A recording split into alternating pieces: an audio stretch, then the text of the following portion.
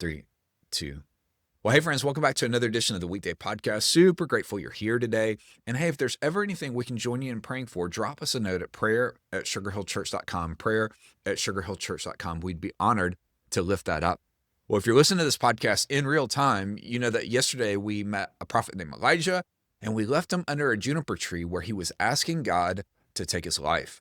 Well, today, I want you to see what God actually does with a man who is completely wrung out, because it's not what you'd expect. Here's what it says in 1 Kings 19, verses 5 through 8. It says, "And behold, there was an angel touching him, and he said to him, 'Arise and eat.'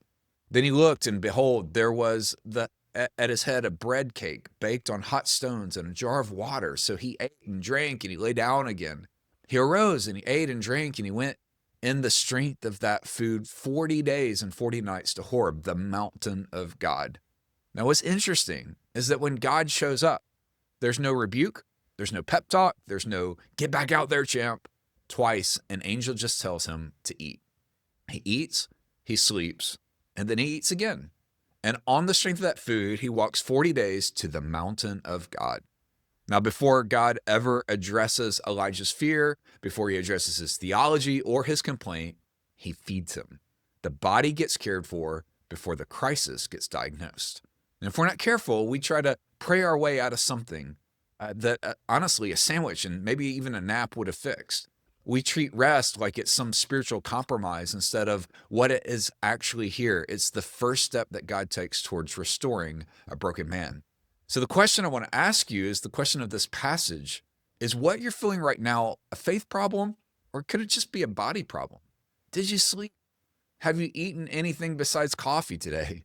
Have you taken an actual day off and longer than you'd like to admit? Maybe, just maybe, the most spiritual thing that you can do this week isn't a longer quiet time. Maybe it's going to bed on time. Maybe it's eating a real lunch instead of grinding through it at your desk. And here's your one small thing.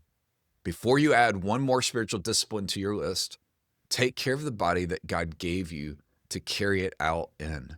Sometimes the whisper doesn't come in words. Sometimes the whisper comes in just rest. And tomorrow, Elijah reaches the mountain and God shows up in a way nobody expects, so I don't want you to miss it.